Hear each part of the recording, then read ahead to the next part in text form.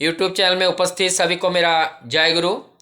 आज का ये पावन पुनीत दिन हमारे जो तपस्वी महापुरुष स्वामी विवेकानंद जी का जन्म हुआ था 12 जनवरी 1863 और पिता विश्वनाथ दत्त और माता भुवनेश्वरी देवी के कोख में से। स्वामी विवेकानंद का जो बाल्य जीवन था, उनका बचपन का जो नाम था नरेंद्रनाथ दत्त के नाम से जाने जाते थे और वो बाल्यकाल से ही उनके अंदर का जो मेधा, उनके अंदर का जो ऊर्जा, जो ओज, जो आभा, वो चारों ओर प्रकाशमान हो रहा था।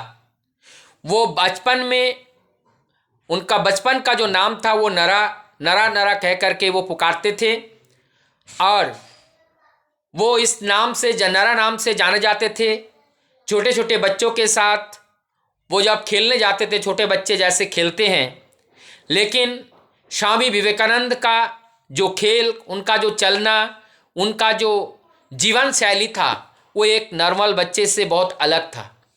एक दिन वो स्वामी विवेकानंद जी जब छोटे बच्चों के साथ लेकर के एक पेड़ के नीचे खेलने के लिए गए और वहाँ जाने के बाद वो खेल बता रहे हैं कि ध्यान करो, हम सब लोग ध्यान करेंगे।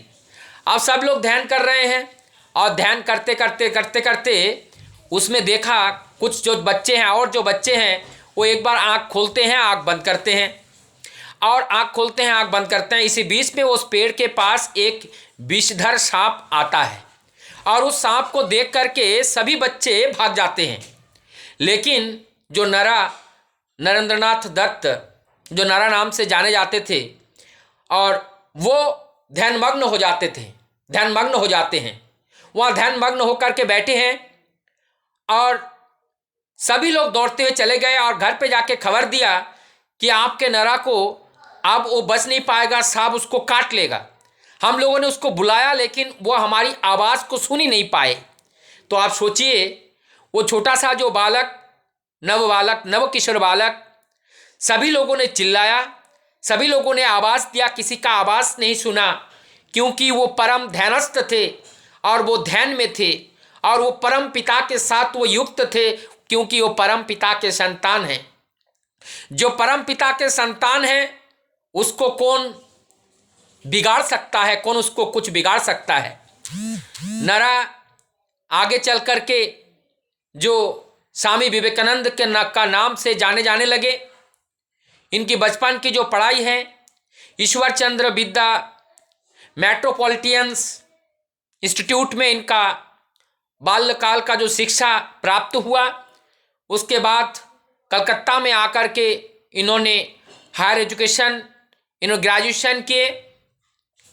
इनका जो मेधा था वो बहुत ही प्रखर थी और इनके जो पिताजी थे वो भी बहुत ज्ञानी, बुद्धिमान और वो प्रवक्ता थे और माता भी उनकी बहुत सहज सरल और सत्य के उपासक थी।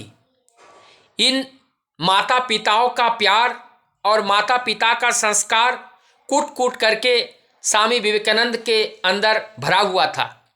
बाल्य जीवन में, बालकपन में स्वामी जी का कोई चीज़ में मन नहीं लगता था। वो सदैव उनका मन उस परम सत्ता की चिंतन में, वो परम सत्ता के चिंतन में लगे रहते थे और वो सपने में देखते थे और उनके चेतन में ये आता था संपूर्ण ये भौतिक जगत, ये नित्य जगत नहीं है, ये अनित्य जगत है, ये नाशवान जगत है और इस जगत के साथ युक्त होकर के अपने समय को केवल गंवाना ही होगा और इससे हमारी जीवन में कुछ प्राप्त नहीं होगी। यही सोचते सोचते उनके जीवन में वैराग्य आया और वैराग्य चेतना जब उनके मन में आया, आने के बाद उनके इच्छा हुआ कि क्या ये परम पिता परमेश्वर को प्राप्त किया जा सकता है। इस चिंतन को लेकर के वो दौड़ पड़े और सभी लोगों से पूछने लगे। जो भी साधु संत लोग देखते थे उनसे वो पूछते थे, क्या आपने भगवान को देखा। जब उनसे पूछते थे उनका सही उत्तर वो नहीं दे पाते थे। एक दिन उन्होंने एक साधु के पास गए और जा कर के उन्होंने पूछा, क्या आपने भगवान को देखा? उन्होंने कहा कि मैं तो भगवान को नहीं देखा हूं, लेकिन आपको भगवान के साथ साक्षात करा सकता है एक साधु महात्मा का मैं नाम जानता हूं। तो कौन है? कहते हैं वो है दक्षिणेश्वर कालीबाड़ी में, वहाँ रानी रासमणी के जो काली मंदिर हैं, उस काली मंदिर के जो पुजारी हैं वो रामकृष्ण परमहंस देव जी हैं। वो जो तुम्हारे अंदर जो अग्नि, जो ज्वाला, जो इच्छा जागृत हुई है, इस तृष्णा का निवारण एकमात्र वही रामकृष्ण परमहंस देव जी के पास अगर आप जाते हो तो आपका ये प्रश्न का उत्तर वहाँ मिल सकता है। एक सेकंड विलंब ना करते हुए राम नरेंद्रनाथ जी ने वहाँ से दौड़े, वहाँ से चल पड़े वही रामकृष्ण परमहंस देव जी के खोज में। वहाँ पहुँचते हैं, पहुँचने के बाद सीधा प्रणाम करके पूछते हैं, आपने क्या भगवान को देखा? रामकृष्ण परमहंस देव जी ने भी, उन्होंने समय नहीं लगाया, उन्होंने उत्तर दिया, हाँ मैं देखा हूँ। जैसे आप मुझको देख रहे हो, मैं आपको देख रहा हूँ, ठीक भगवान को ऐसा ही देखा जाता है। उन्होंने कहा, क्या आप मुझे भी दिखा सकते हो? उन्होंने कहा कि हाँ मैं तुम्हें दिखा सकता हूँ।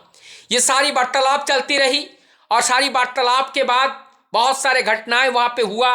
उसके बाद उन्होंने स्वामी विवेकानंद का जो इच्छाएं हैं उस इच्छा को पूछा और पूछने के बाद स्वामी विवेकानंद ने कहा कि मैं इस टाइम बहुत ही गरीबता से गुजार रहा हूँ, अपने माँ के पास पहनने का कपड़ा नहीं है, हमारी जो गरीबता की बहुत स्थिति है, हमें पैसा का बहुत आवश्यकता है।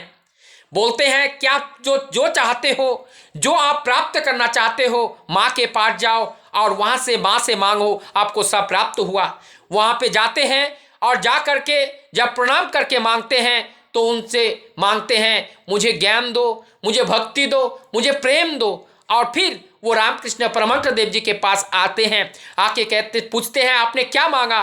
कहते हैं पैसा मांगा? कहा नहीं, मैं पैसा मांगना भूल गया हूँ। कहा फिर जाओ, फिर जाते हैं, वही बात फिर दोहराते हैं, वो पैसा मांग नहीं पाते हैं।